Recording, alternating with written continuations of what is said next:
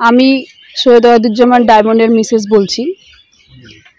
আমার ছোট্ট একটু বলার আছে, সেটা হলো যে মানুষ এত ত্যাগের পরে, এত কিছুর পরে মানুষের জীবদ্দশায় যে মানুষ স্বীকৃতি পায়, এটার অনুভূতি বলে প্রকাশ করা যাবে না।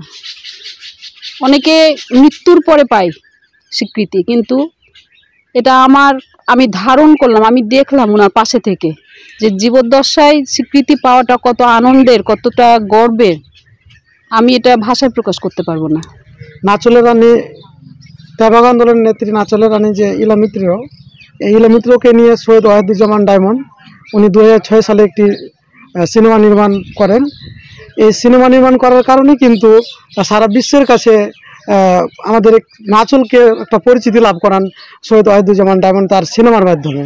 তো তার কিন্তু এখানে কোনো স্মৃতি ছিল না। সৈয়দ ওয়াহিদুজ্জামান ডায়মন্ডের অনেক অবদান রয়েছে। এলাকাবাসীর অনেক দাবি ছিল, আমাদের দাবি ছিল যে সৈয়দ ওয়াহিদুজ্জামান ডায়মন্ডে ওনার একটা এখানে স্মৃতি ফলক থাকুক। সে যে আমাদের প্রাণের দাবি, সে দাবিটা আমাদের পূরণ হয়েছে। আমার জন্মস্থান চাঁপাইনবাবগঞ্জ শহরে। ছোটবেলায় মা নানিদের কাছে এই ইলা মিত্রের গল্প শুনতাম, ইতিহাসটা শুনতাম। তখন থেকে মনের ভিতরে একটা এই বিদ্রোহ নিয়ে কিছু করার আগ্রহ কাজ করত। তারপরে যখন আমি নাটক নির্মাণে, টেলিভিশন নাটক নির্মাণের সাথে যুক্ত হলাম, এরপরে আমি পদক্ষেপ নিলাম যে আমি সিনেমা নির্মাণ করব। তো আমার প্রথম ছবির পদক্ষেপই ছিল যে নাচল কৃষক সাঁওতাল বিদ্রোহটা নিয়েই আমি ছবি করব। যেহেতু আমার জন্মস্থানে এত বড় একটা ইতিহাস আছে, আমি এই ইতিহাসটাকে বিশ্ব দরবারে তুলে ধরব। 2000 সাল থেকে 2003 সাল পর্যন্ত আমি রেকি করা শুরু করি এই অঞ্চলে। তো এগুলো ছিল তখন একেবারে মরুভূমি, বিরান ভূমি।